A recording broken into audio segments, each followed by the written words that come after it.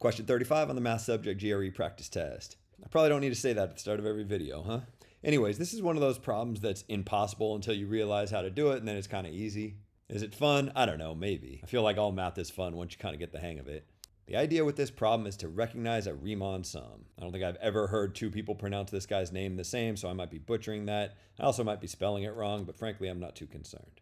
I before E except after C, maybe, whatever. Anyways, you might remember these as the way you were taught to evaluate definite integrals.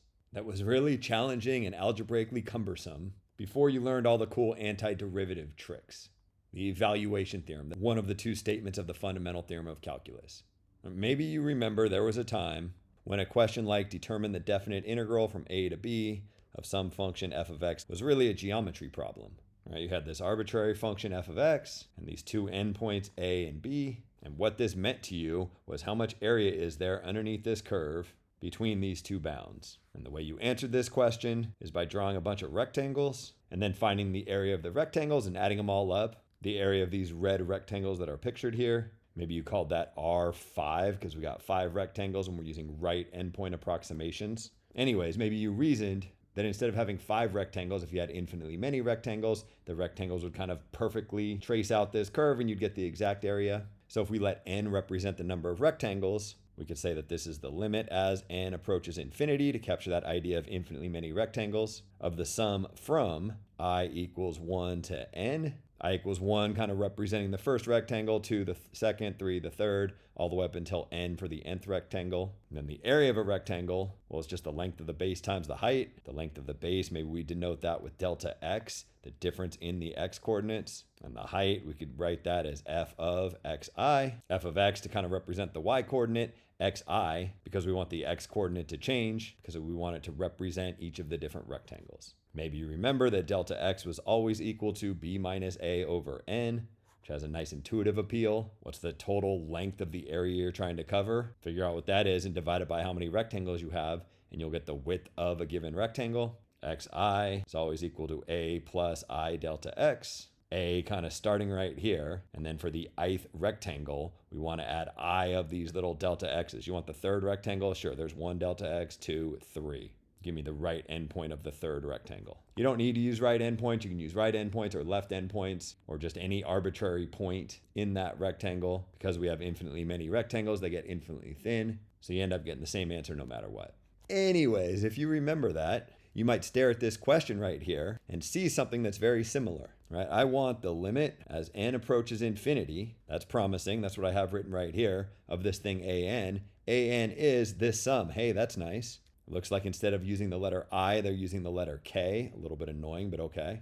K equals 1 up to n of some expression n over n squared plus k squared. If you compare this to what I wrote down here, you might see a lot of similarities. If I could rewrite this question so that it looks like what I have right here, well, then I could just evaluate it by evaluating this thing, which I'm pretty good at because I know how to take antiderivatives. So really all this problem comes down to is staring at this and figuring out how to make them the same. First thing that you might want to do is change all your i's into k's. You could argue that I should have made these all k's from the start, but when I teach it, I use the letter I. So these formulas were ingrained in my head with i's. But if I had chose the letter k instead, I'd get this version down here. For the sake of not having to scroll up and down, maybe I'll copy what I have here down here and take advantage of all this beautiful white space. So okay, how do I get these guys to be the same? Well, the first observation is I don't have a lot of constants in here. You don't see 1s and 2s and 3s floating around. For that reason, it might make sense to choose a to be equal to 0 and b to be equal to 1. Because if a equals 0 and b equals 1, then delta x would just be equal to 1 over n, which I can certainly see pulling out of here if I factored cleverly. And x sub k would be equal to 0 plus k delta x. In other words, 0 plus k times 1 over n. In other words, k over n. If I make these substitutions into this expression, I get the limit as n approaches infinity of the sum from k equals 1 to n of, instead of writing delta x, I can write 1 over n. And instead of writing f of x sub k, I can write f of k over n. Yeah, still not quite seeing the similarity. I mean, the limits match and the sums match. But what would f of x have to be equal to for this product to be equal to this? I don't think it's obvious the way it's written right now, but maybe you'd see this 1 over n here and think, wow, if I could factor out a 1 over n from over here, it might make it a lot easier to see what f of x is equal to.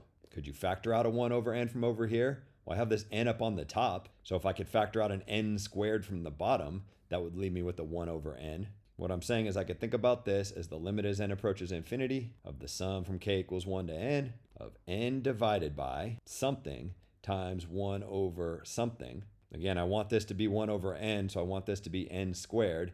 If I factor an n squared out of the bottom here, this n squared turns into a 1, and this would turn into k squared over n squared. First, convince yourself this algebra makes sense, then worry about simplifying this thing. N over n squared is just 1 over n, and I can rewrite this as 1 over 1 plus k over n squared. All of a sudden, things are looking really good, right?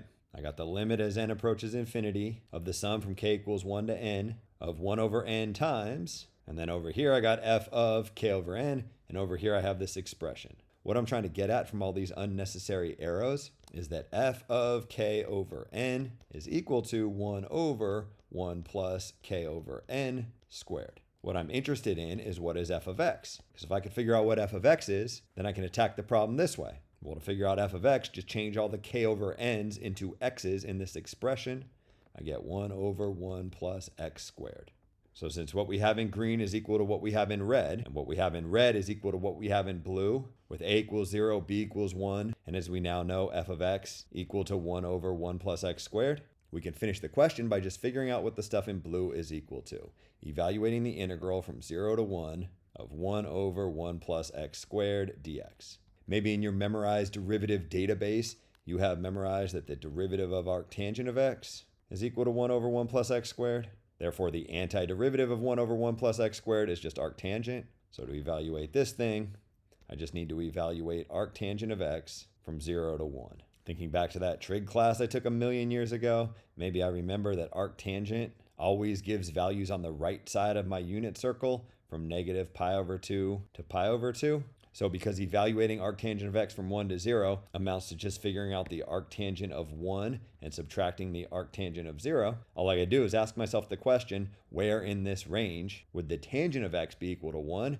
And where in this range would the tangent of x be equal to 0? A nice interpretation of tangent is it's just the slope of the line segment connecting the origin to the terminal point on your unit circle. What I'm saying is because this line right here has a slope of 1, the tangent of pi over 4 must be equal to 1, and because pi over 4 is in this range, the arctangent of 1 must be equal to pi over 4. Similarly, because this line has a slope of 0, and the terminal point here corresponds with an angle of 0, the tangent of 0 is equal to 0, and therefore because 0 is in this range, the arctangent of 0 is equal to 0. So my final answer is just pi over 4 minus 0, aka pi over 4.